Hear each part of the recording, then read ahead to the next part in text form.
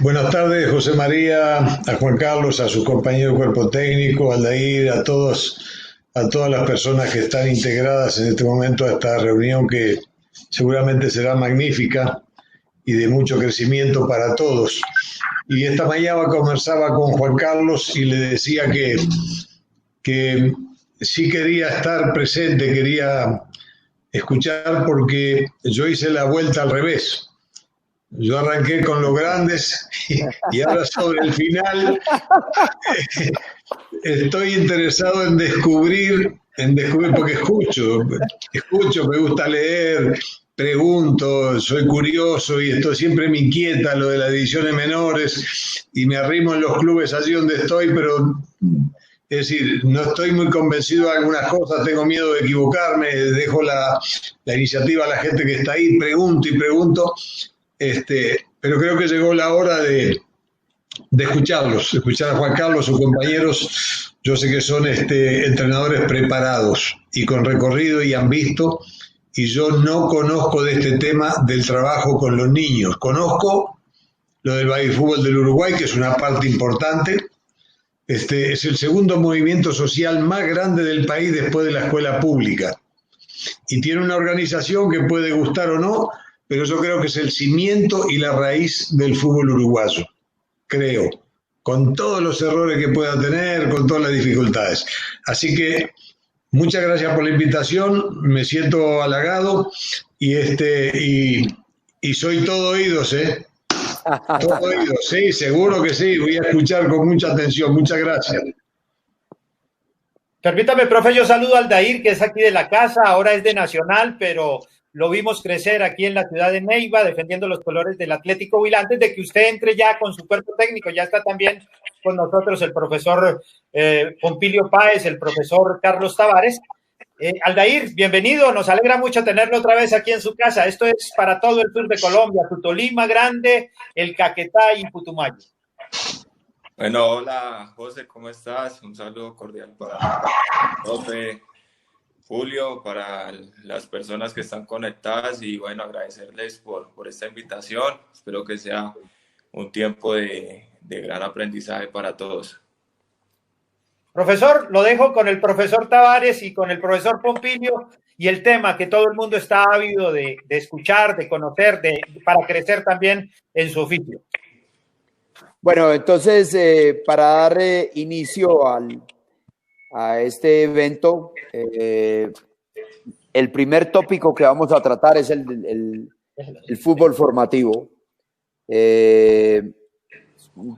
Tenemos con nosotros a un hombre muy preparado en esa área, Carlos Tavares, actualmente el encargado del departamento fisiológico, raya físico, raya atlético, valga la redundancia, de Atlético Nacional.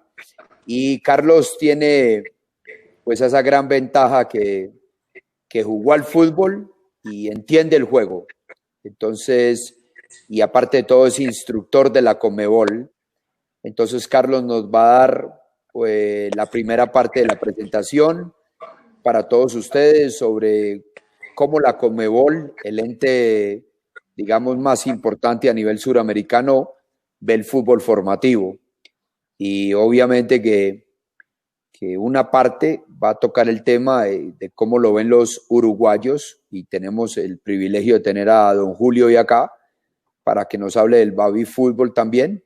Y la segunda parte de este primer tópico lo trataré de complementar desde el punto de vista nuestro y desde el punto de vista callejero.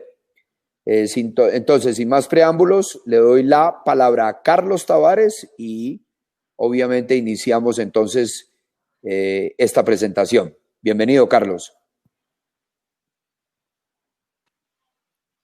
Mister, muchas gracias. José, muy buenas tardes. Al profesor Comesaña, un saludo muy especial. A Pompilio y por supuesto al Aldair, y obviamente para toda la gente querida del sur de Colombia, un abrazo muy especial. La verdad que me siento muy complacido, muy agradecido por la invitación y de poder compartir con ustedes, porque sin duda, como lo decía Benjamin Franklin, la mejor inversión es el conocimiento. Entonces creo que estamos aprovechando claramente las posibilidades que nos da la virtualidad para seguir creciendo, seguir formándonos, seguir educándonos, para poder dar mejores posibilidades a nuestros niños y jóvenes futbolistas. José, te voy a pedir el favor, si puedo compartir ahí pantalla. No sé si estoy habilitado. Sí, perfecto. Ok, vamos a ver si... Ya lo hace ahí. ¿Dónde está? No, él ya lo hace. Yo creo Ya. que ahí se ve. Ya está, ya le estamos abriendo la pantalla. No hay problema. Toca cerrar. Me dice José, me confirma si la pantalla Ahí. se ve. Ahí lo estamos viendo, Carlos. Muy bien. Perfecto. Bueno, muy bien.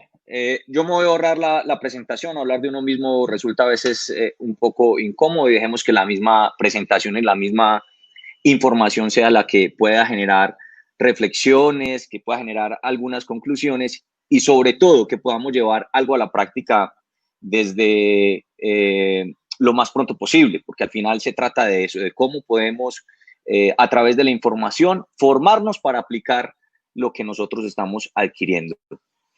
Yo aquí quise reunir en estos 6 pasos del proceso formativo algo que el grupo de instructores de Conmebol ha recopilado y que me parece importante tener en cuenta.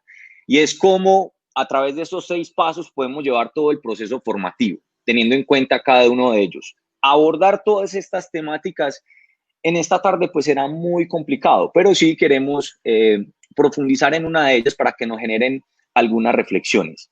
Rápidamente voy a mencionar estos 6 pasos que me parecen fundamentales que conozcan todas aquellas personas que trabajan en el fútbol formativo. La primera es conocer desde el punto de vista fisiológico, anatómico, todos los procesos de las fases madurativas, de las fases sensibles por las que atraviesa el niño y el joven deportista. Hay que entender la diferencia de la edad biológica y la edad cronológica. Algunos han escuchado mencionar los maduradores tardíos, los maduradores tempranos y cómo por el desconocimiento de estas fases sensibles y de estos procesos perdemos talentos, desperdiciamos talento. Carlos, y no le damos Señor. Carlos, ¿estás pasando las diapositivas o no? Las no. infografías. Ahí está en la primera. Perfecto. La primera. Por favor, cuando arranques, nos preguntas a ver si las estamos viendo, que es muy importante para llevar el hilo a la presentación. Muchas gracias. Correcto. Bueno. Muy bien. Entonces, les decía que ese primer paso es importante conocer esas fases madurativas. Desde Conmebol se divide en 7 fases madurativas de acuerdo a algunas edades o grupos etarios, pero es importante diferenciar lo que es la edad biológica y la edad cronológica, sobre todo entendiendo las edades entre los 12 y los 16 años, que es cuando sucede todo lo que tiene que ver con la parte prepuberal y pospuberal, que es muy importante y que más adelante lo vamos a abordar porque esto es un concepto supremamente relevante. Lo segundo, y ya lo mencionaba el profe, conocer el contexto, todo lo que tiene que ver con los aspectos socioculturales del niño y el joven futbolista. A ver, muchos de nosotros acá presentes crecimos en el fútbol de calle, en el fútbol de potrero, y a partir de ahí aprendíamos del juego desde el juego mismo. Nuestra creatividad, nuestra iniciativa sucedía de manera espontánea, de manera natural. El mismo juego nos enseñaba. Jugábamos contra la pared para hacerle un 8 al rival. Esto se ha ido perdiendo, esos espacios se han ido reduciendo, limitando por muchas circunstancias que seguramente vamos a debatir. El tema de la tecnología, sin duda, cada vez hay menos exposición para los niños. No quiere decir que entre más horas de práctica, sobre todo en las primeras fases entre los 6 y los 12 años, garantice un proceso exitoso a largo plazo y eso lo vamos a abordar. Ojo que esto es un tema muy interesante, porque creemos que entre más horas el niño practique, pues esa es la solución a que pueda tener muchas más habilidades y eso puede ser un elemento de debate. Pero sí es importante conocer los diferentes contextos socioculturales, cómo Europa de cierta manera se llevó lo que en Sudamérica teníamos, esa creatividad a través del fútbol de calle, ellos simplemente lo adaptaron lo adaptaron mediante distintos formatos de entrenamiento y competencia, y eso también lo vamos a hablar. Tercero, entender el perfil del entrenador. Yo diría que en el fútbol formativo necesitamos más formadores, más educadores que entrenadores. Formadores que piensen en el proceso y no en el resultado. Y esto seguramente será un elemento sin duda de debate. Pero ahí necesitamos identificar los distintos perfiles del formador, educador y entrenador, que son cosas muy diferentes. Cuarto, y es el aspecto donde vamos a ahondar ahora, son los diferentes formatos de entrenamiento y competencia. Esto ya lo hablaba Horswain hace ya más de 15, 20 años, la adaptación del deporte al niño y no el niño al deporte de los formatos de fútbol profesional. Lo vamos a ilustrar y lo vamos a mostrar de una manera mucho más práctica, adaptándolo, eso sí, a cada fase sensible o madurativa. Y los últimos dos pasos que creo que son fundamentales, todo lo que tiene que ver con la planificación didáctica y la planificación práctica. Es decir, cómo llevamos a cabo todos esos principios metodológicos, didácticos, cómo aplicamos los diferentes contenidos desde el punto de vista técnico-tácticos, físico-motrices, cognitivos, teniendo en cuenta las diferentes fases y etapas madurativas del niño. Acá voy a avanzar con otra diapositiva y ustedes me van a avisar si efectivamente se va a ver la siguiente diapositiva, donde básicamente hablamos de cómo se dividen las distintas etapas formativas de manera muy general. ¿Me confirma, mister, si ahí se ve? No se ve, Carlos, no. Estamos todavía en la diapositiva, en la primera diapositiva. No sé si de pronto... Ahí sí. No sé si de pronto así minimizándola, ahí está minimizada, se ve más fácil. Ahí tenemos etapas formativas, estamos, Carlos. Correcto. Esta es una división muy sencilla, muy genérica para entender cómo es esa pirámide de acuerdo a las divisiones. Hay muchos más formatos de cómo dividir esas distintas etapas, pero esto de manera muy general, el fútbol infantil entre los 6 y los 12 años, y ahora vamos a hablar la importancia que tiene el fútbol infantil y cómo lo hemos abandonado de cierta manera, cómo no le estamos dedicando el suficiente recurso humano, económico a esta etapa del desarrollo del fútbol infantil. El tema del fútbol juvenil entre los 3 y los 20 años, que acá es un tema de discusión sobre todo por los distintos formatos de competencia y qué tipos de competencias son los ideales para este tipo de edades, y obviamente el fútbol profesional de acuerdo a las divisiones que estén en cada país. Me dice si aquí sí pasa. Yo creo que de pronto de esta manera se ve mucho más fácil y que no se altere entre una y otra. Esta es una división desde Martins, un autor español, y cómo lo conocemos o cómo vemos la división del proceso a través de distintos grupos etarios y cómo vamos a tener los diferentes objetivos de cada etapa. Entre los 3 y los 7 años, la etapa de adquisición, ¿no? Entre los 8 y los 12 años, la etapa de aprendizaje. Entre los 13 y los 16 años, la etapa de especialización. Y entre los 17 y 21 años, la etapa de consolidación. Obviamente esto es una propuesta de un autor. Vamos a ver otra propuesta. Esta es otra propuesta donde habla con nombres similares entre los 9 y los 12 años, y acá ya hay algo, elimina la etapa entre los 6 y los 9 años, y esto lo podemos debatir. Entre los 9 y los 12 años, la etapa de fundamentación. Entre los 12 y los 15 años, la etapa de desarrollo. Entre los 16 y los 18 años, la etapa de rendimiento, y entre los 18 y 21 años, la etapa de optimización del rendimiento. ¿Por qué me gustó esta teoría también? Y esto es algo que recientemente en el Bayern Múnich dio a conocer en cuanto a la estructura de sus diferentes categorías, y es que ellos eliminaron los formatos menores de 9 años de sus categorías o de su club, por evidencia que está saliendo en los últimos años, en los últimos ya 8 o 10 años, sobre la especialización temprana y los modelos de especialización a largo plazo en el fútbol infantojuvenil. Ellos dicen que entre los 6 o entre los 0 años y los 9 años es importante que el niño experimente diferentes contenidos de movimiento, no expresados únicamente en un deporte. Obviamente hay deportes que sí ameritan una especialización más temprana, pero en deportes colectivos lo que nos dice la evidencia es que no hay evidencia que diga que por más horas de exposición garantice un éxito a largo plazo. Y por eso ellos han tomado esa decisión. Eso pues será sometido también al debate. ¿Bajo qué aspectos hay que tener en cuenta para el desarrollo de estos diferentes contenidos? El aspecto físico-motor, el aspecto fisiológico, el aspecto técnico, el aspecto táctico, evidentemente el aspecto madurativo, que es muy importante, y el aspecto sociológico.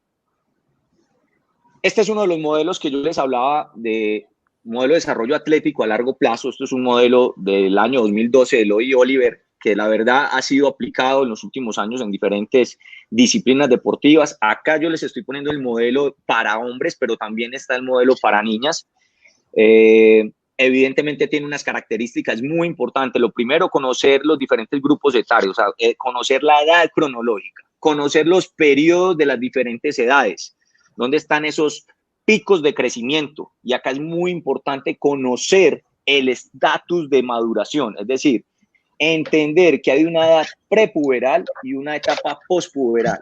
¿Y por qué es importante entender esto? Porque es ahí donde suceden y aparecen unas fases sensibles, unos momentos sensibles para determinadas habilidades o para desarrollar algunas capacidades.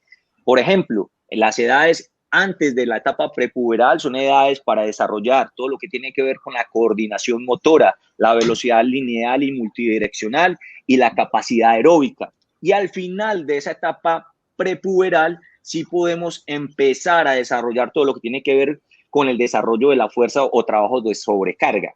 No quiere decir que antes de esa etapa no se trabajen o no se hagan desarrollos de las capacidades de la fuerza. Por supuesto que se deben hacer bajo las condiciones necesarias que necesitan los niños, el propio peso corporal, la actividad prepliométrica y pliométrica, por ejemplo.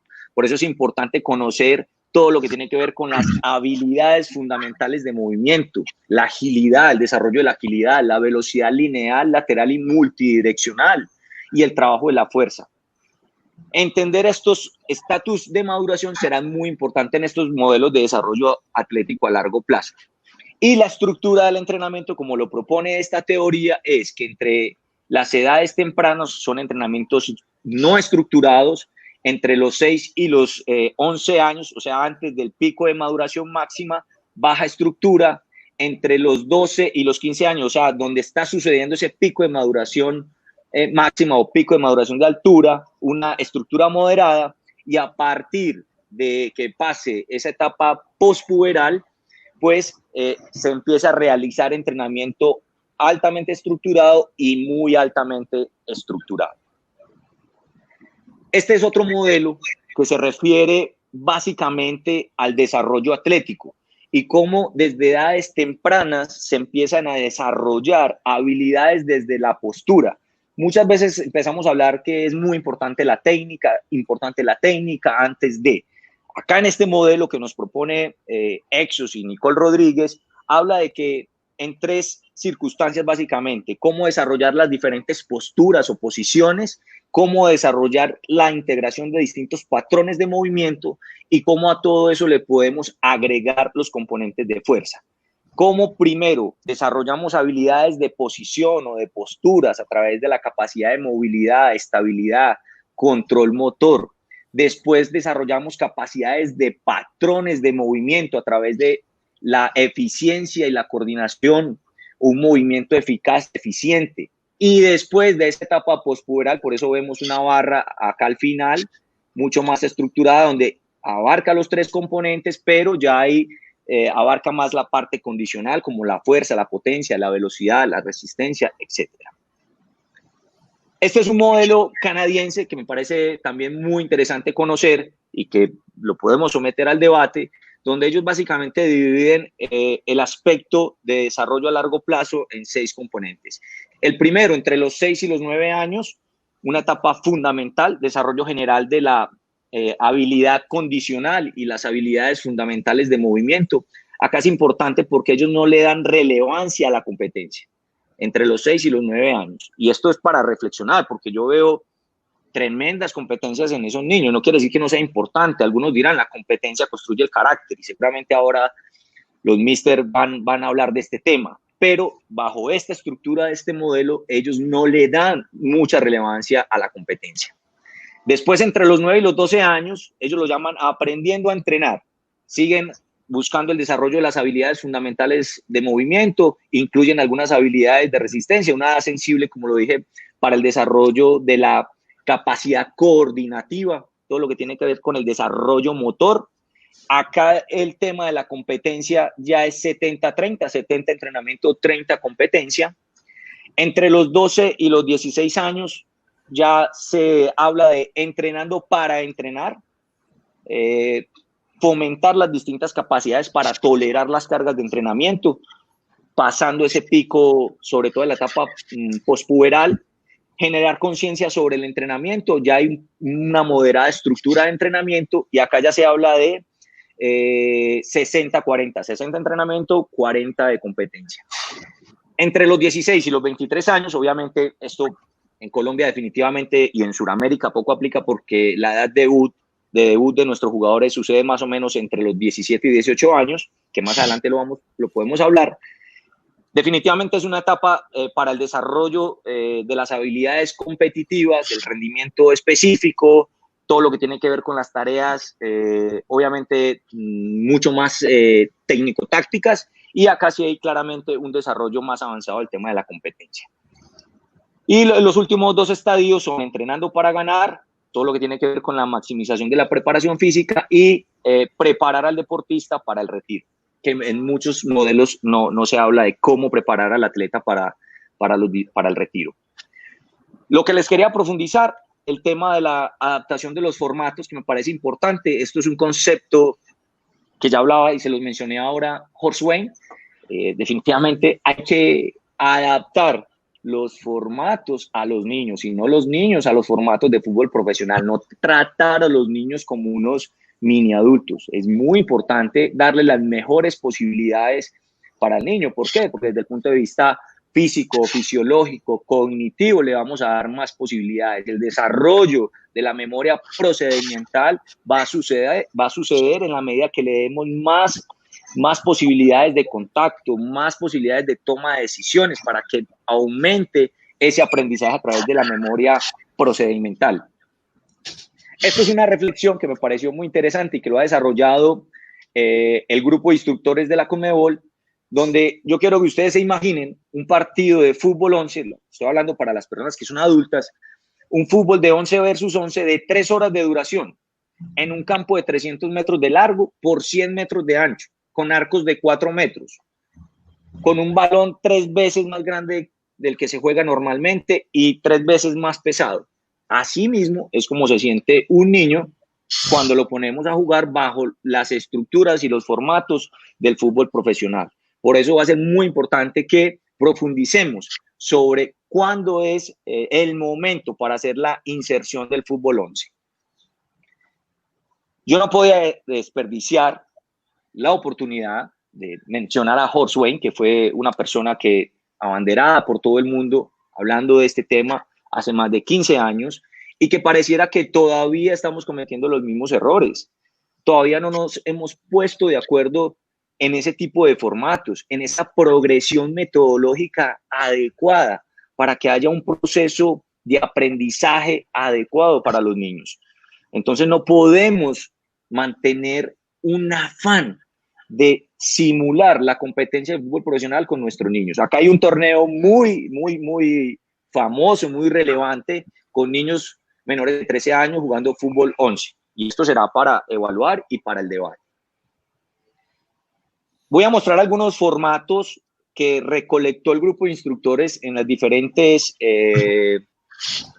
capacitaciones en las asociaciones miembro y que permitió detectar algunas de los formatos que se utilizaban en algunos sectores de algunos países. No quiere decir que esto sea lo que realmente está desarrollando cada país, sino que simplemente algunos de los entrenadores que asistían a alguna de las capacitaciones nos brindaban esta información. Acá vemos un formato en Brasil donde niños entre los 10 y los 11 años, 9 versus 9, en un formato de 60/50. ¿Qué puedo decir de Brasil? Que ellos están integrando otras modalidades del fútbol, como el fútbol sala y el fútbol playa, y que les ha dado muy buenos resultados, que de cierta manera simula el contexto de nosotros, que era el fútbol de calle. Entonces, es para evaluar por qué nosotros estamos eliminando el fútbol de calle, por qué le estamos limitando y coartando la creatividad a nuestros niños en el juego. Carlos. Señor. Una sola cosa para que por favor le aclare a todos que cuando decís 9 contra 9 estás incluyendo, porque a veces la gente no entiende o nos equivocamos, estás incluyendo al portero. Entonces, en el 9 al arquero. Al portero o al arquero, sí, correcto. Y que en el 9 contra 9, entonces sería portero más 8 de campo. O si es 8 de campo. Y así sucesivamente. Muchas gracias, Carlos. Exactamente. Lo que no, y seguramente usted va a profundizar, es que estos son los formatos, el número de jugadores, pero no se aclara la estructura con la que se juega. Y no me quiero adelantar porque yo sé que el profe Osorio va a querer hablar de este tema. Esto, uno de los formatos de la Federación Chilena, como para niños entre 8, 9 y 10 años, 7 versus 7 en 40/30. Acá solamente estamos viendo formatos con 2 porterías. Acá todavía no estamos hablando de otros tipos de formatos como el Funiño o el Formiño, que utiliza más porterías, 4 o 6 porterías para darle más posibilidades a los niños. Esto sobre todo entre los 6 y los 10 años, que se utilizan mucho los formatos Funiño y Formiño, para que hayan más posibilidades de contacto, mucho más número de goles, haya más adherencia al deporte, muchas más toma de decisiones, etcétera, etcétera. Del fútbol uruguayo, acá vemos en un mismo formato de 60/40, niños entre los 10 y los 11 años, 7 versus 7, y entre los 8 y los 9 años, 9 versus 9. Como dijo el profe Osorio, acá incluyendo a los arqueros sin hablar de la estructura de juego. Este es un ejemplo, no quiere decir que esto sea así. El fútbol argentino ha dado un gran cambio, una evolución muy importante. Han cambiado mucho los formatos, pero ellos lo quisieron dar, y esto lo pongo como ejemplo también en Colombia, porque todavía encontramos esto. Encontramos 11 versus 11 en campos de 100/70 o en medidas mínimas reglamentarias 90/45. Lamentablemente en niños menores de 13 años. Entonces esto es para que ustedes reflexionen, para que podamos llegar a una conclusión. Verdaderamente estas son las mejores posibilidades para nuestros niños. De verdad aquí sí le estamos dando todas las posibilidades. ¿Cuántos contactos tiene un niño en un formato de competencia 11 versus 11? ¿Cuántas tomas de decisiones tiene un niño en un formato de 11 versus 11 en un campo de juego como estos? Esto es para la reflexión. Ya hay muchos datos y estudios que nos dicen cuántos contactos y cuántas tomas de decisiones hay en distintos formatos. Esto es una propuesta que hace el grupo de instructores de Conmebol en cómo en un solo escenario, y entendiendo las dificultades de los escenarios deportivos, porque a veces no hay los suficientes escenarios, pero cómo aprovechar un solo campo de juego para que puedan estar varias categorías al tiempo. Y esto será importante entenderlo a la hora de programar. Yo sé que hay muchas otras cosas que hay que tener en cuenta, pero yo creo que es relevante tenerlo en cuenta a la hora de hacer las programaciones de las distintas categorías y cómo aprovechar los distintos escenarios. Entonces acá vemos niños entre los 6 y los 8 años, 5 versus 5 en un campo de 30/20, en un formato de 2 porterías. Acá si quisiéramos agregarle un formato Funiño, podrían ser 4 porterías o 6 porterías. 9, entre los 9 y los 10 años, 7 versus 7, 50/30, y entre los 11 y los 12 años, 9 versus 9, 70/30. Es decir, todavía no estamos hablando de fútbol 11. Entonces la pregunta es, ¿cuándo realmente es que tenemos que hacer la inserción al fútbol 11? La propuesta que hace este grupo es que se debe hacer la inserción a partir de los 13 años. Y a partir de los 13 años con las medidas mínimas reglamentarias, 90 por 45, e ir progresivamente aumentando. Esto es una propuesta, no quiere decir que sea así. Esto, vuelvo y digo, como en el segundo paso, es importante tener en cuenta el contexto. Estamos en Colombia y es importante entender cuál es el contexto y cuál es la necesidad que nosotros tenemos. Por eso es fundamental la opinión de ustedes, los entrenadores que están ahí, los que están en el día a día. Esa opinión es muy relevante y muy importante para poder entender y poder llegar a conclusiones importantes que ayuden a mejorar el fútbol colombiano.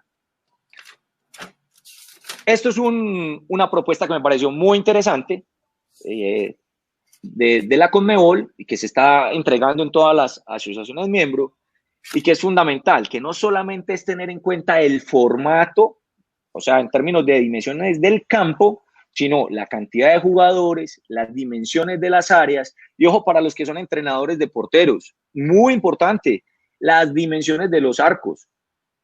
Un niño de 6, 8 años con una portería de 7.32 por 2.44, imposible. Va a experimentar frustración todo el tiempo. Por eso es importante adaptar también el tema de los arcos y para eso se requiere de inversión económica, ¿no? Pero tenemos que tener gente que piense en la necesidad de poder suministrar ese recurso. El tema del balón, el tamaño del balón y el peso del balón también será muy importante y por supuesto y no menos importante el tiempo de juego. El tiempo de juego con sus respectivas pausas, porque eso también será importante.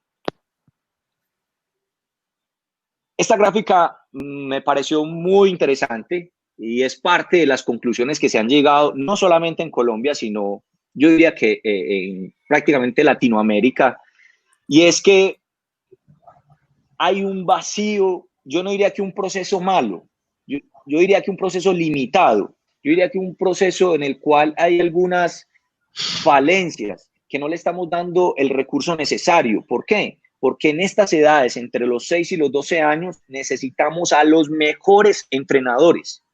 Perdón, entrenadores no, formadores, que es muy distinto. Formadores, educadores.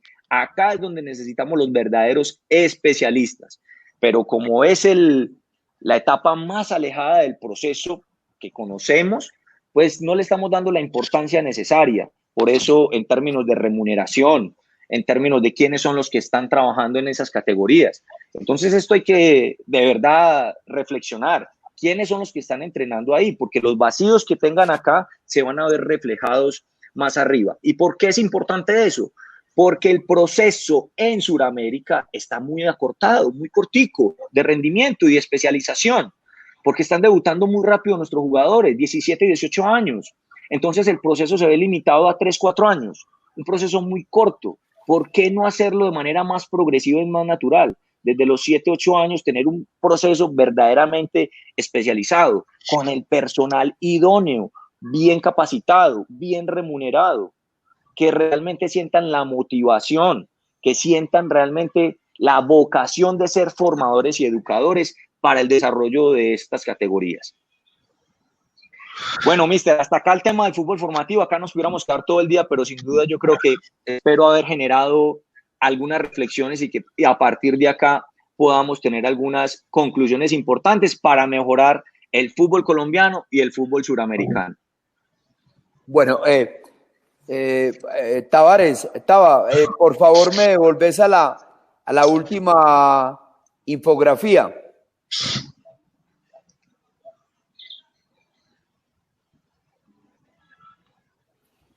Ahí estamos.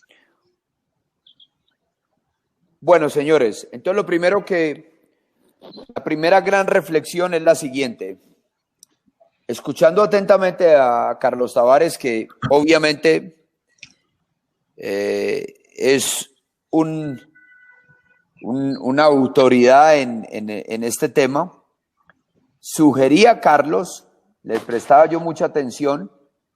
Bueno, primero dio un dato, que en Sudamérica los muchachos están debutando entre 17 y 18 años, mientras que en Europa debutan entre 21 y 22. Sin embargo, y Carlos me puede corregir, si le entendí correctamente, Carlos no está diciendo que el debut tiene que ser más allá, no tiene que ser ni de 19, de 20. Carlos lo que está sugiriendo es iniciar y llenar ese espacio de entre los 6 a los 12 años.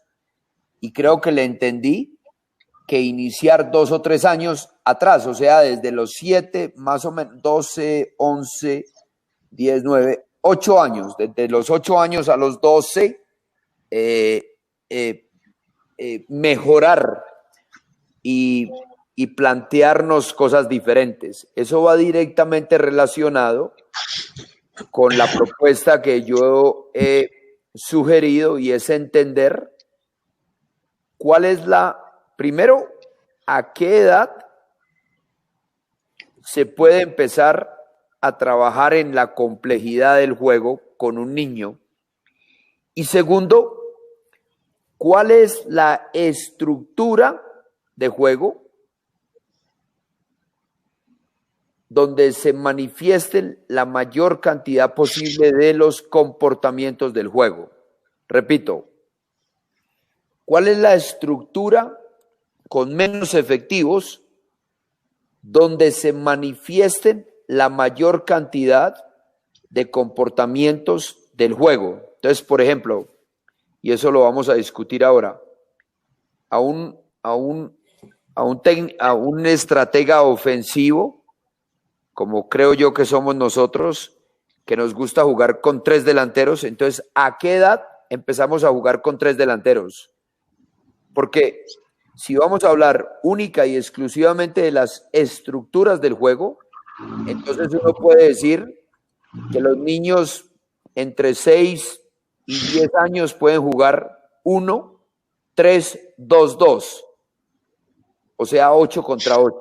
Repito, los niños entre 6 y 10 años, como sugiere mucha literatura, pueden jugar 1, 3, 2, 2.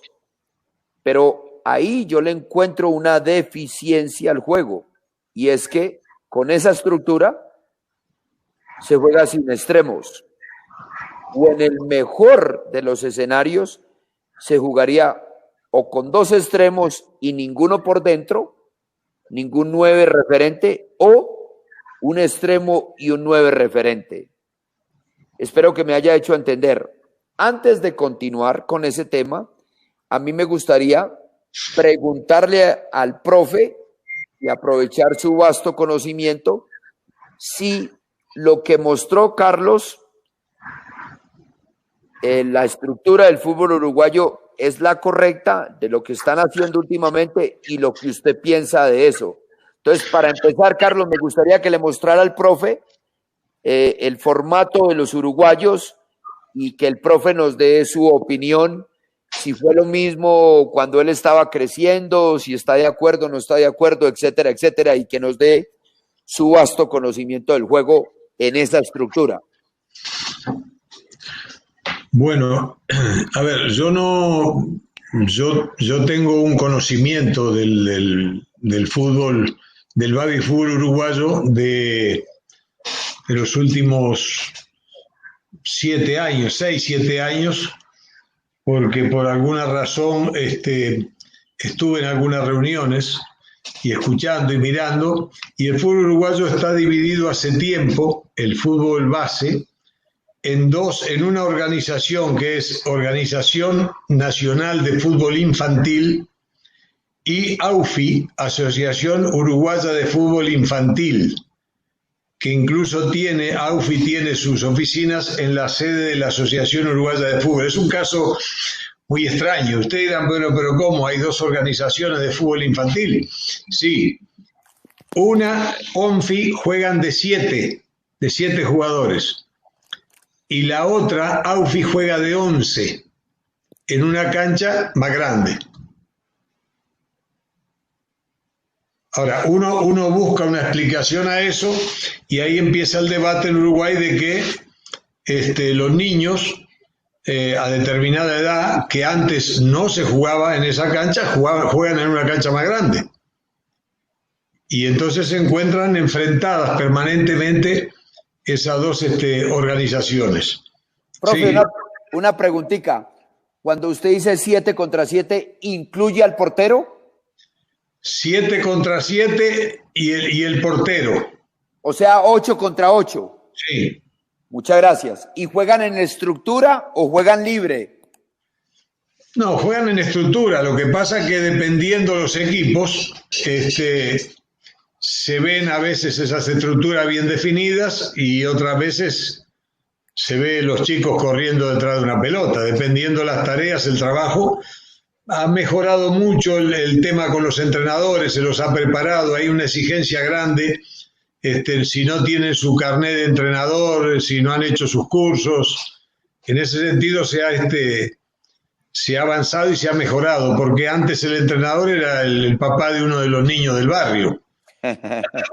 Exactamente, eso cuando yo jugaba era así, era una cosa espectacular. Y ahí y lo otro que tiene el fútbol infantil uruguayo, y creo que va en la manera de ser y en una historia que es muy pesada, una carga muy pesada para todos, que hay que ganar. No, nadie, si uno ve los padres en el baby fútbol uruguayo alrededor de la cancha, los líos y los problemas, uno dice hasta querer pegarle al árbitro, uno dice esto no puede ser, esto no existe en ningún lado sino ahí en el Uruguay. Bueno, es una guerra. Y los niños, ya desde chicos, desde pequeños, están con esa presión.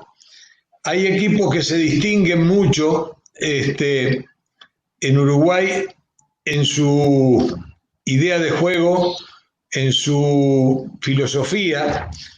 Desde hace muchos años, si uno mira Danubio, por ejemplo, en Danubio allí van todos los niños, como dicen aquí en Barranquilla, perreadores, todos los que la pisan, la agarran, la tocan, incluso cuando van a probarse a Danubio, van de algún barrio por allá abajo o lejos, van 3 o 4 juntos de esos que están en la calle todo el día y se juntan allá y juegan. Y fíjese el detalle, cómo será la cosa en Danubio, que cuando llega el periodo de inscripciones o de liberar niños, cerca de la sede de Danubio hay directivos de otros clubes que están esperando a tomar los jugadores que Danubio deja, porque no alcanza para tenerlos a todos. Su infraestructura, a pesar que Danubio en ese sentido tiene buenos campos de entrenamiento, tiene sus lugares para lo que es el medio uruguayo, y es un club identificado ahí, el que no para la pelota, el que no toca, el que no controla, el que no tiene un gesto técnico adecuado a lo que se quiere, está fuera, y se defiende mucho el jugador de la casa. Y después Racing, un equipo que históricamente lo denominaban la academia, donde allí también los niños de esas características iban para ahí. Y sí, eso estaba claramente definido. Y después el comportamiento con los niños de Peñarol y de Nacional es asombroso en lo que se le dice a los niños de Peñarol de lo que es Nacional. Es irrepetible. Se puede perder con cualquiera menos con esos hijos del otro lado. Es una cosa que uno dice, pero ¿cómo puede ser que somos 4 gatos locos y bueno, se convive ahí de esa manera y los niños se crían ahí en eso, en ese ambiente? ¿Y qué digo? El fútbol uruguayo, cuando yo digo que el fútbol colombiano es pobre, yo escucho no, que es pobre, que no sé qué, y yo digo, si vieran lo que es el fútbol uruguayo, entonces nadie hablaría acá de pobreza. Yo alguna vez creo que, no sé si conté ahí, que en el curso de entrenador de Uruguay el profesor de técnica y táctica un día hizo una evaluación, quería saber cómo estábamos, cómo íbamos, y dijo, tengo 18 jugadores de 17 años, tengo 4 balones, una soga, no me olvido nunca, y 4 estacas, 4 pinchos. Tenía 4 balones. Entonces hacer el ejercicio de finalización, remates y eso. Y yo, que venía de dirigir al Medellín 4 años, estaba empezando, pero había estado en el Cali, Copa Libertadores, yo digo, bueno, Yo lo que hice, bueno, yo puse que yo no hacía un ejercicio de finalización con 4 balones porque mientras pateaban uno, el otro se iba para afuera, la otra la tiraba para... Entonces que yo hacía un juego de finalización, armaba un juego de finalización, entonces lo entregué así. Y como a los 15 días el profe me llama y me dice, era un profe de educación física. Me llama al final, se fueron todos y me dice, Julio, vení. ¿Por qué pusiste esto así? Dijiste que no, sí, y porque no tiene continuidad, no, yo no le veo ningún fundamento a eso, con 4 pelotas. Y me dice, ¿sabes lo que pasa? Yo la pregunta la hago porque aquí hay que entender que hay equipos de primera división que tienen 4 pelotas. Huracán Buceo, por ejemplo, y entrena en la playa, en la arena de la playa. Un equipo de primera división. Entonces los técnicos uruguayos por lo general son muy recursivos porque hay clubes donde no hay nada. Ha mejorado la cosa, pero hay unos clubes donde no hay nada. Yo me quedé helado, pedí disculpas, me fui caminando a mi casa, no podía creerlo, porque yo estaba, digo, bueno, yo estoy acostumbrado a estar en unos clubes donde hay 30 balones y ni siquiera de pronto estoy aprovechando eso. Es decir, una cosa, me pusieron de cara a una realidad. Pero el fútbol uruguayo tiene esas características, lo sostiene las familias, los padres de los niños. Ir a una cancha de fútbol de Uruguay un domingo es espectacular porque hay un local, por lo general, como una tienda. Allí venden tortas fritas, allí venden lo que acá serían arepas, unos bizcochos, venden Coca-Cola, dan el agua para el mate, venden café, hacen una rifa. Así se sostiene el fútbol uruguayo. Y tienen en costo de arbitraje anual es un infierno, solamente en arbitraje, pero hay una cantidad de clubes impresionantes en todo el país. Esa es la verdadera raíz del fútbol uruguayo. Muy bien. Bueno, yo creo que primero extraordinario. Yo no sé si todos los presentes valoren de la misma manera que yo, pero valiosísimo lo que acaba de decir el profe. Y voy a tratar de explicar el por qué. Nosotros, previo al Mundial de México, previo al Mundial del Mundial de Rusia y estando trabajando con México, Páez aquí presente, hice una correría por Sudamérica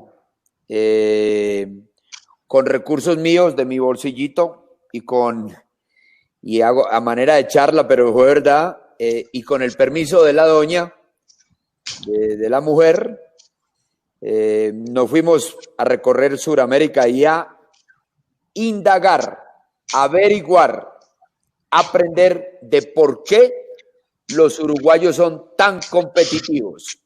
Porque indiscutiblemente que en Sudamérica, competitivos, Uruguay, considerando el tamaño de su país, Argentina y los paraguayos por ahí. Después ya es más de técnica y otras cosas.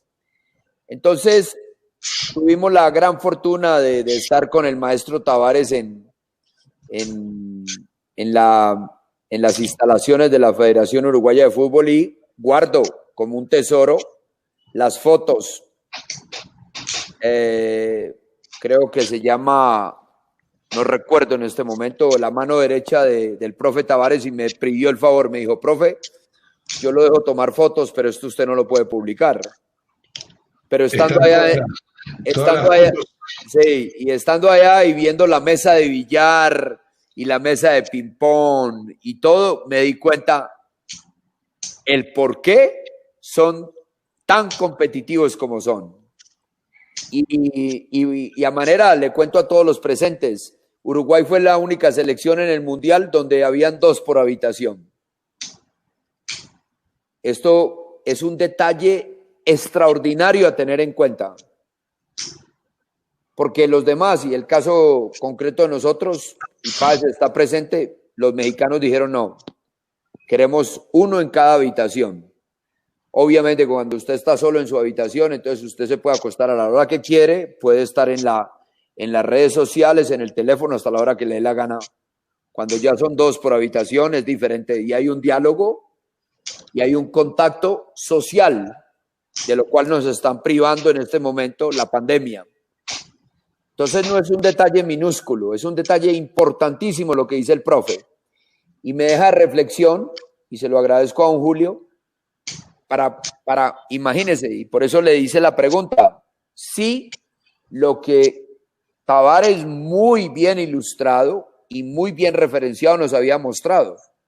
Pero mire entonces que existe una disidencia y una parte que creen en otra manera de educar a los niños.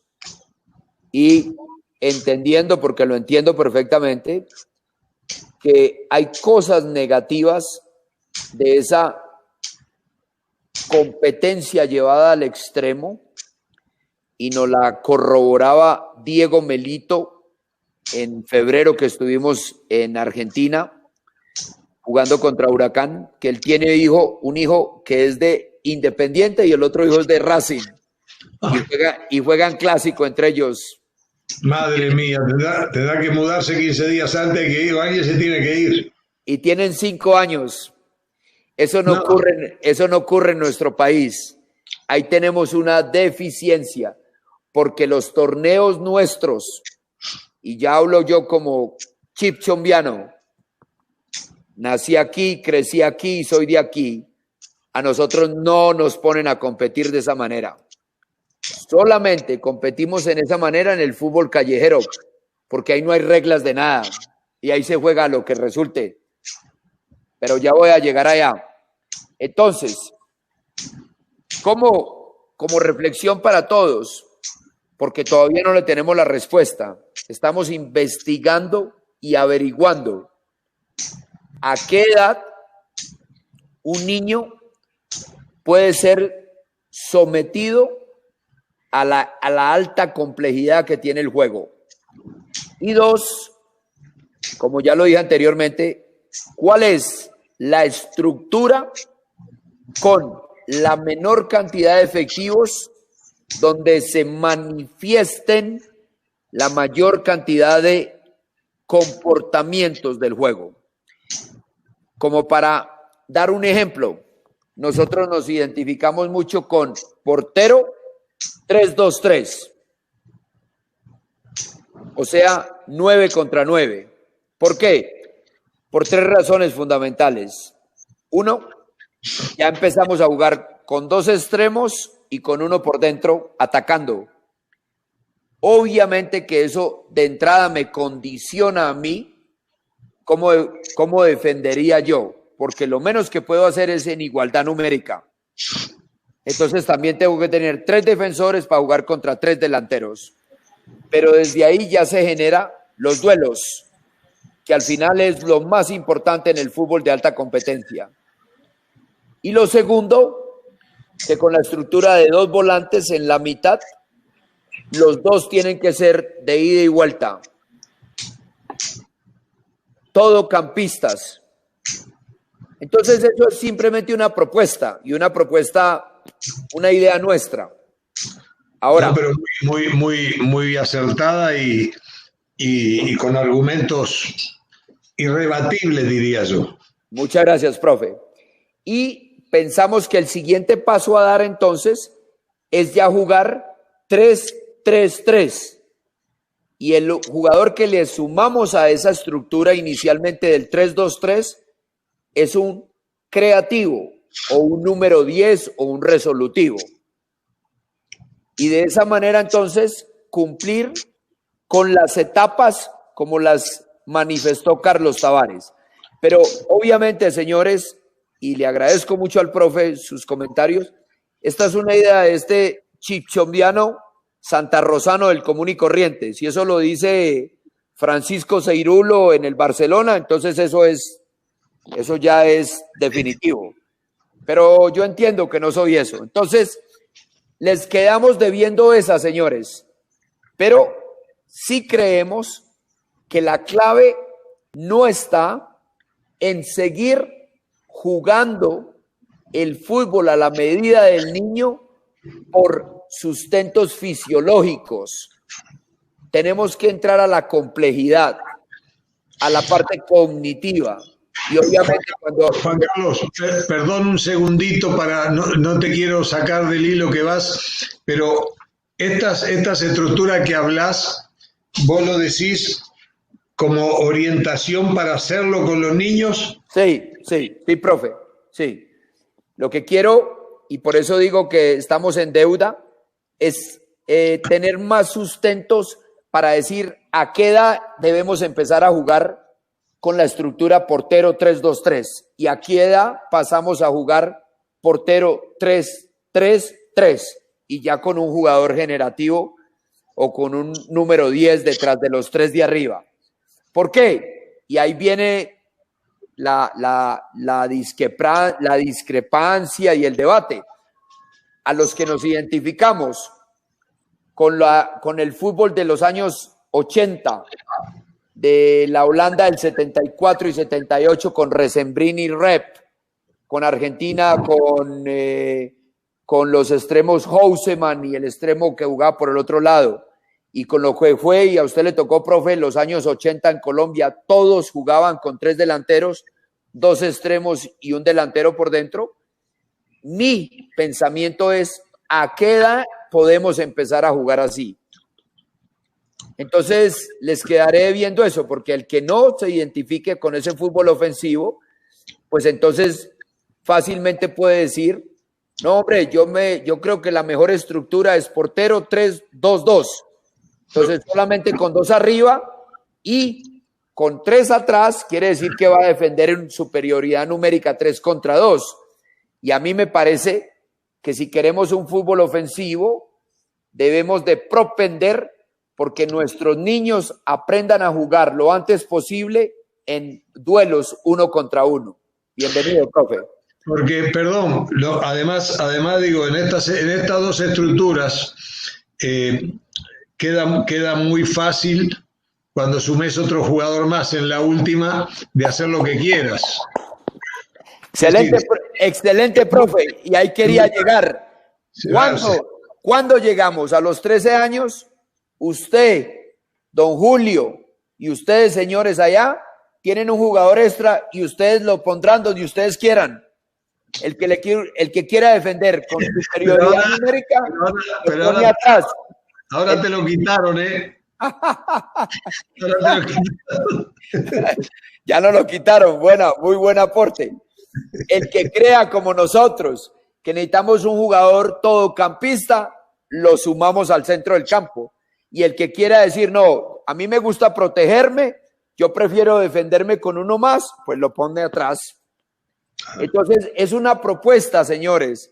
Y esto, le repito, decía el otro día en una presentación Ángel Capa, que Francisco Ceirulo, hoy el preparador físico vitalicio del Barcelona, porque ha trabajado con Johan Cruyff, con Van Gaal, con Guardiola y con todos, dice que hay que renaturalizar el juego. Y los alemanes, Rummenigge y Jones, dicen que hay que volver a la esencia. Osorio, de Santa Rosa de Cabal, dice fútbol callejero. Entonces, está simplemente como propuesta para ustedes, lo que nosotros pensamos. No, lo que pasa, Carlos, vos sos de allí, de Manizales, pero no te olvides que vos hace mucho rato que sos de otras partes. Claro, has andado mucho, has absorbido, has tenido muchas experiencias, otras culturas, y ahí está la riqueza de todo esto, yo digo, de aprovechar a las personas que tienen la riqueza esa y escucharlos. Escucharlos. Muchas gracias, profe. Bueno, señores, vamos a rematar con esto. Está con nosotros John Mario Arango. Es un hombre muy, muy especial para nosotros. Él es muy calladito, no habla mucho, pero ahí está y me ha ayudado a preparar algo. Entonces vamos con la presentación, Joma, por favor, y trataremos entonces de rematar este fútbol formativo con una opinión más personal, más de nosotros, más de Páez, mía, de los que creemos que el fútbol nuestro, el fútbol de la calle, y el por qué tiene que vivir y nunca acabarse. Va ahí. ¿Qué oye, Mario? Entonces,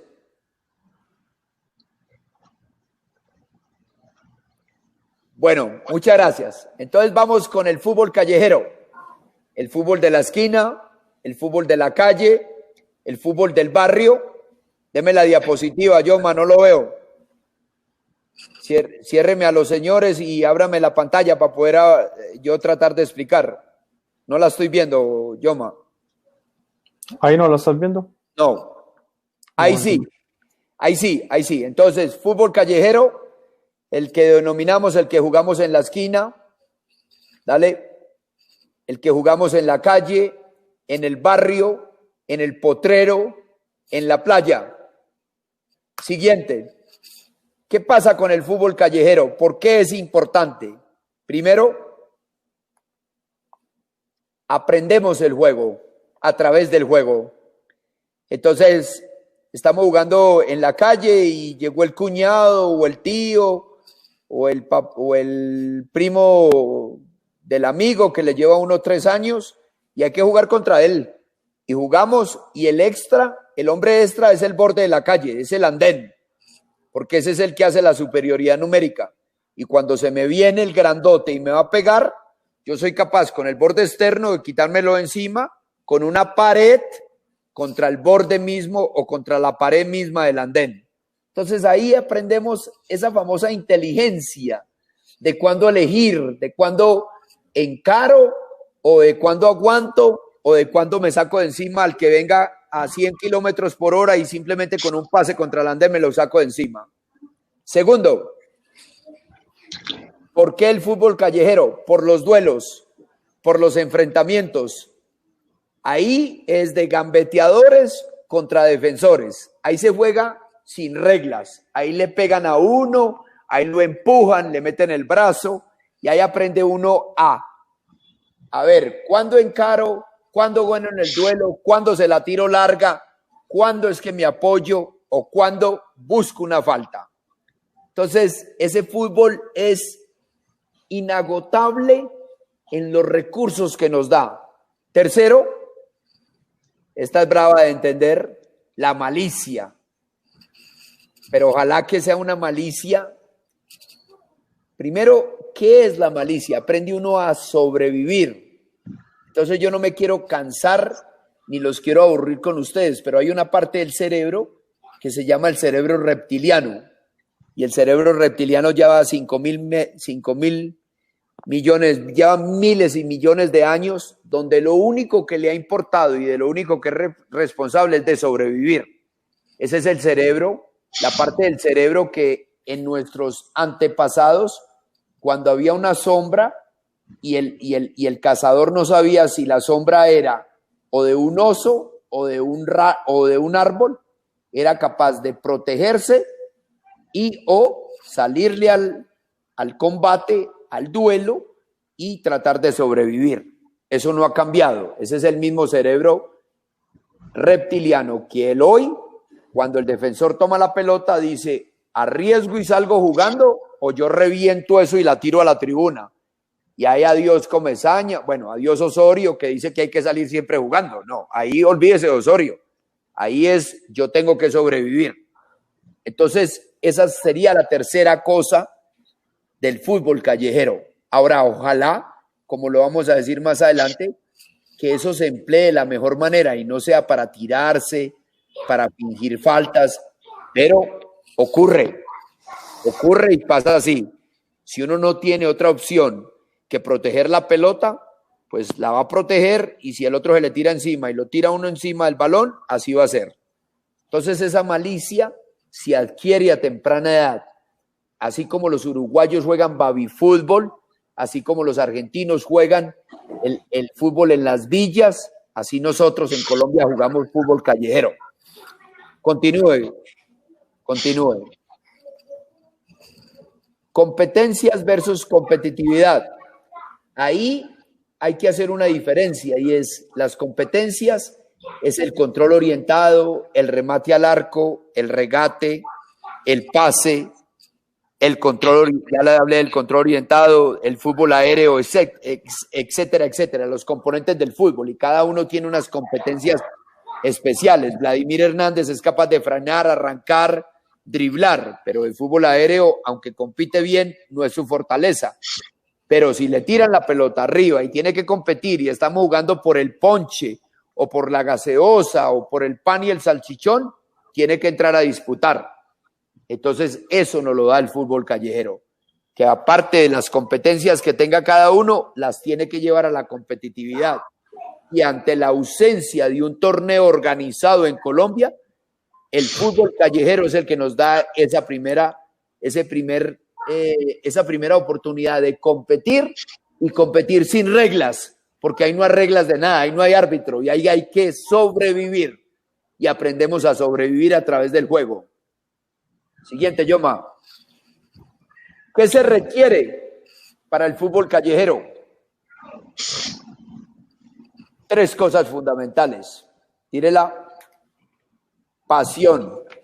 Uno a los 6, a los 7, a los 8, a los 9, a los 10 años, ni se imagina que va a ser jugador profesional de fútbol. Y si lo dice sin conciencia. Pero uno juega por pasión, por lo que significa el juego, porque no hay nada más agradable que gambetearse a otro, porque no hay nada más agradable que hacerle un túnel a otro, porque no hay nada más agradable que ganarle un taco al otro, que quitarle la pelota.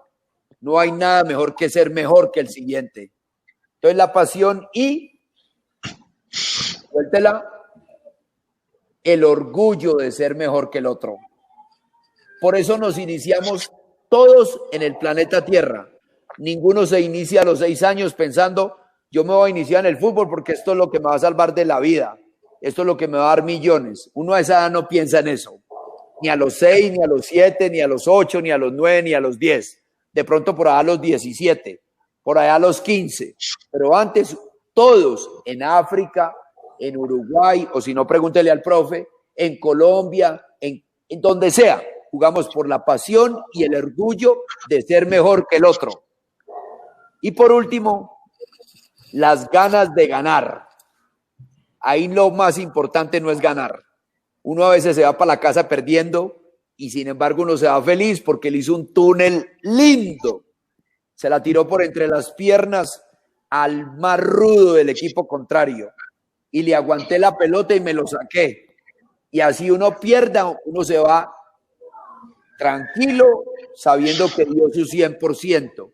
Entonces ahí es la base de aprender a competir, lo que nos hace falta a nosotros.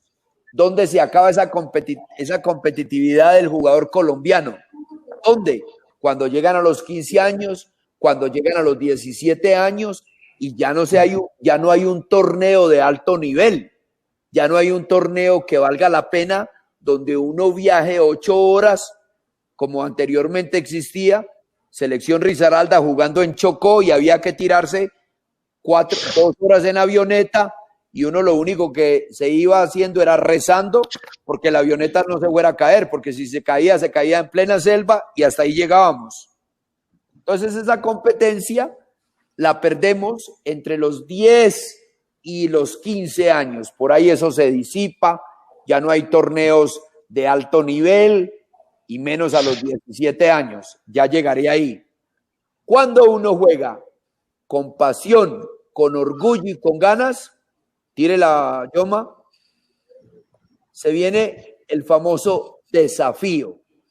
Y por eso es que uno compite, por desafiar al rival, al de la casa del otro lado, al de la otra cuadra, al del otro barrio. Yo soy mejor que usted o usted es mejor que yo. Por eso jugamos todos y por eso nos iniciamos todos. Siguiente. Al final hacemos respetar la familia. Yo soy Comesaña, yo soy Páez, yo soy Tavares, yo soy Osorio, hijo de tal, y yo soy mejor jugador de fútbol que usted. Entonces defendemos y hacemos respetar la familia, la cuadra, la manada, el combo. Por eso jugamos. Ahí no se juega por plata, ahí no se juega porque yo voy a tener una casa de 450 metros. Ahí no, ahí solamente se juega por ser mejor que el rival, por demostrar que usted es mejor con la pelota que él, ya sean duelos ofensivos y defensivos. Siguiente, para rematar, los voy a llevar a esto, al famoso tercer hombre, que es un concepto que ha cobrado un interés casi que inexplicable, porque eso en la edad nuestra, eso no existía. Y para unos todavía es un secreto. Pero bueno, hablemos de ese famoso tercer hombre y a dónde yo quiero llegar con eso. Entonces, el famoso tercer hombre, y ahí en la gráfica aparece Xavi Hernández, tal vez uno de los mejores centrocampistas, vinculadores, juguetones, jugones, como dirían en España. Más o menos 1,70 de estatura, si no menos. Capitán, como se ve ahí, con la franja en el lado izquierdo. Campeón con Barcelona, de todo en la época del 2010 con Guardiola. ¿Y qué dice Xavi del tercer hombre? Dice que el tercer hombre es imposible de defender. Entonces todos ustedes allá me estarán diciendo a mí, ¿qué es eso del tercer hombre? ¿Eso de dónde apareció? Osorio está hablando de matemáticas, de trigonometría, de qué es lo que está hablando. Entonces vamos con los principios para que se genere el tercer hombre. Suéltemela, Yoma. Lo primero, los jugadores tienen que estar situados a diferentes alturas. Uy, hijo de madre, ¿eso qué es? Este señor, ¿de qué está hablando de diferentes alturas? ¿Y cómo conseguir eso? Ya llegaremos. Para facilitar el encuentro de espacios y dificultar la defensa del rival. Rarísimo esos conceptos, raro, eso es de otro nivel. Segundo, formación triangular. Cuando se forman triangulaciones, los pases se hacen en diagonal y eso tiene una importancia vital en el juego, y es que en el pase en diagonal la pelota se aleja del que la quiere interceptar. Repito, cuando se juegan pases diagonales la pelota se aleja del que la quiere interceptar. Pero bueno, no los queremos enredar con todo eso. Lo que queremos es llevarlos para comparar lo que estamos hablando con esta idea contemporánea de jugar. Entonces dice así, formación triangular. Mr. Osorio. Señor. Mr. Osorio, hablando de ese pase diagonal, el jugador que recibe la pelota va a recibir por lógica perfilado. Muy buena, ¿okay? Muchas gracias. Muy buena, muchas gracias. Por eso, pases diagonales también. Muchas gracias, Páez. Es decir, lo va a recibir con ventaja. Continúo. Formación triangular. Los jugadores deben adoptar una amplitud adecuada y estar preparados para participar en la jugada. Tercero, es importante la decisión que toma el primer jugador, o sea, el que tiene la pelota, si tiene espacio para progresar, debe conducir para atraer a los jugadores del equipo rival y encontrar de esta manera jugadores libres para realizar el pase. Uy, hijo de madre, Osorio, nos está enredando mucho con todo eso. Vale. Cuarto punto, para buscar el tercer hombre. El receptor del primer pase, o sea, el segundo jugador, ha de situarse entre líneas en un intervalo entre jugadores rivales en donde pueda recibir y jugar rápidamente con el tercer hombre. Yo creería que igual de enredado o más enredado aún. Por último, el tercer hombre será el beneficiado de esta acción, que debe saber ver el espacio que puede aprovechar para recibir el balón libremente. Excelente, Jonna, solamente que me pusiste un reto para yo leer esa letra tan diminutiva, pero bueno, se lo agradezco. Vamos con un ejemplo. Ahí les va el ejemplo. Este es el Barcelona del 93-94. Devuélvamela, por favor. Este es Koeman, central. Johan Cruyff, en este momento, decidió por primera vez en la historia del fútbol de jugar con rombo 3. Y los tres centrales era Koeman aquí, a la derecha del Ferrer y a la izquierda Goicoechea. Suéltelo de a poquitico. Este primer pase de Koeman es para Guardiola mediocentro. Ese es Guardiola, el que va a recibir la pelota ahí. Frente de Guardiola hay dos interiores, Vaquero 1 y Nadal el segundo. Suéltela un poquito. Ahí va Guardiola, conduce y ahí viene el tercer hombre. Entonces, pase recto entre líneas. Suéltela al media punta. Ahí donde está, Romario está jugando a la misma altura de Vaquero. Vaquero devuelve la pelota y ahí viene el tercer hombre, la aparición de Romario al espacio. Suéltela, por favor. Maravilloso ese fútbol. Extraordinario ese fútbol. Ahí, desafortunadamente, no terminó en nada. ¿Me la puede repetir, por favor, Yoma, para ilustrar bien esa? Muchas gracias. Entonces, inicia de Koeman, suéltela más atrás, y ahí, le repito, al mediocentro Guardiola, suéltela, dos interiores que anclan, párela ahí, dos interiores que fijan a los volantes centrales de ellos, pase recto al que acompaña o al segundo punta, raya media punta de ese equipo que era Vaquero, devolución y pase en profundidad a Romario, que buscan un desmarque de ruptura.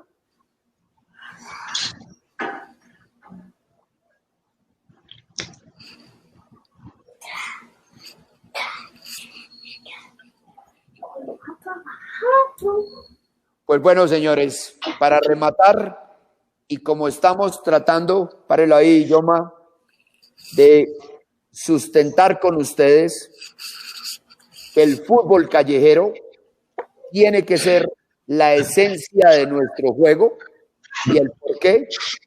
Ahí les compartimos este maravilloso, este extraordinario video de cómo aparece el tercer hombre en el juego de la calle, en el fútbol callejero. Suéltelo, yo, Mario. Bueno, podemos hablar de esto. Muchas gracias. Antes, quédese con esa memoria, con ese recuerdo de ese video. Yo quiero hablar de algo que es muy importante y es el tema de la especificidad. Especificidad quiere decir específico, ¿qué es lo que se busca? Esto para nosotros a nivel profesional es importantísimo. Para ustedes a nivel formativo no es tan importante, pero le quiero decir que el juego callejero le ayuda a uno en la toma de decisión. ¿Por qué? Porque al final la toma de decisión es cómo cada uno de nosotros percibe, identifica, decide y ejecuta. Ese pide está, al que le interese, en el libro de Osorio, la libreta de Osorio, de la cual no me gano un peso, porque lo hice siempre pensando en una manera de contribuirle a mi país y al fútbol formativo. Entonces pide, cada situación de juego pide una respuesta y pide desde la P de percibir, la I de identificar, la D de decidir y la E de ejecutar. Esta es de este humilde parroquiano de Santa Rosa de Cabal. Y lo otro es que con frecuencia se dice que el aspecto mental es importante. Y yo, ojalá me entiendan muy bien y ojalá no se ausenten para que no me van a interpretar ahora. Yo digo, humildemente, que la parte mental no es importante. Puntos suspensivos. Es lo más importante del juego. Repito, cuando a mí me preguntan qué tan importante es la parte mental, yo digo, no es tan importante. Y me quedo pensando y al final remato diciendo, es lo más importante. ¿Cuándo empezamos nosotros a trabajar esa toma de decisiones? En el fútbol callejero, sin darnos cuenta. Por eso la neurociencia hoy es tan importante, porque si hablamos, como dijo bien Carlos Tavares, que lo que se trata es de que nuestros jugadores almacenen la mayor, por favor, me cierran los micrófonos, por favor, esto es serio. Si entendemos que el juego desde el inicio, el juego desde la calle, sin reglas, sin árbitro, es un deporte de interacción en espacio compartido, donde hay oposición y colaboración. Desde ese preciso momento estamos aprendiendo a tomar decisiones. Y si estamos jugando por el ponche, por la gaseosa, el pan y el salchichón, o por lo que sea que estemos jugando, ya estamos tomando decisiones bajo presión. Por eso el fútbol callejero lo defiendo a muerte y seguiré diciendo que es la base del juego nuestro, pero nos tenemos que organizar. ¿Por qué? Ahí les va el por qué. Tírela, Juanma, Yoma.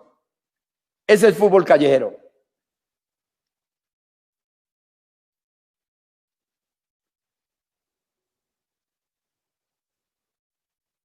Entonces ahí ya vemos, hay una superioridad numérica de los dos que están en círculo verde.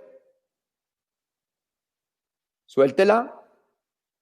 Ahí pudo hacer una pared, sin embargo este la sabe pisar, la pisa, atrae, fija al contrario, triangula a diferente altura, el del pantalón está a diferente altura.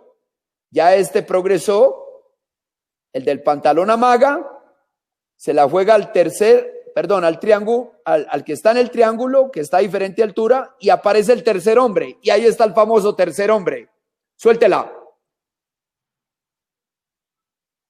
Hijo de madre, el tercer hombre la tiró por arriba. Hasta ahí me responsabilizo yo, porque yo ya no puedo definir por él.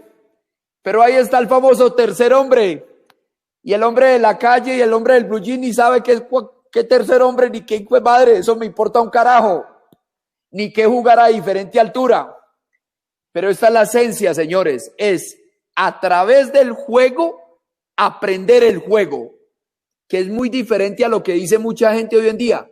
No, es que entrenamos con balón. Claro, podemos darle 10 balones a 10 jugadores y ponerlos a correr al resto de la cancha, y ahí no hay toma de decisiones. No, señor. Ahí se trata, como dice el profe, de con un solo balón entrenar a 10 o a 20 o a 14 o a 18, el que sea. Porque cuando hay un solo balón y hay un juego, el juego se encarga de dejarle a uno vivenciar y aprender a través del juego. Esa es la propuesta nuestra. Aprender a través del juego. Repita el video, por favor. Es que el video es espectacular. Esto yo me imagino que son 10, no sé, 3 contra 3 que acaban de salir de la fábrica y están jugando ahí. Tírela, yo Mario, para rematar esto.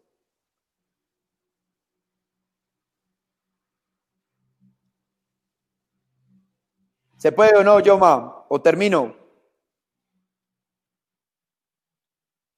Abra el micrófono, Yoma. O que le abran el micrófono, por favor. Mire esto, jugando en la calle, vea, en la calle, vea. Fútbol callejero. Entonces la devuelve. Aquí pudo jugar en pared, decidió que no.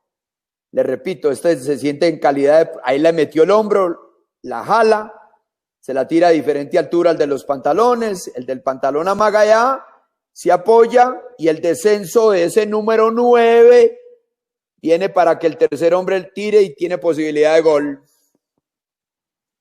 Entonces, para rematar, señores, el fútbol nuestro depende de ustedes, de los que están encargados del fútbol formativo.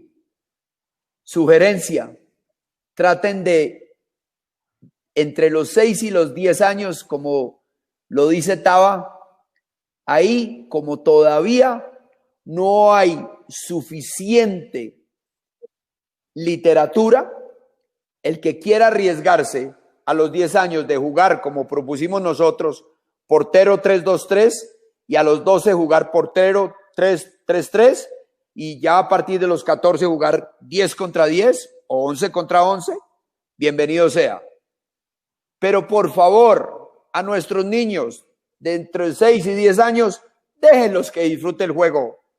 Y si hay uno que tenga la capacidad de sacárselos a todos, que se los saque a todos y que haga 10 goles.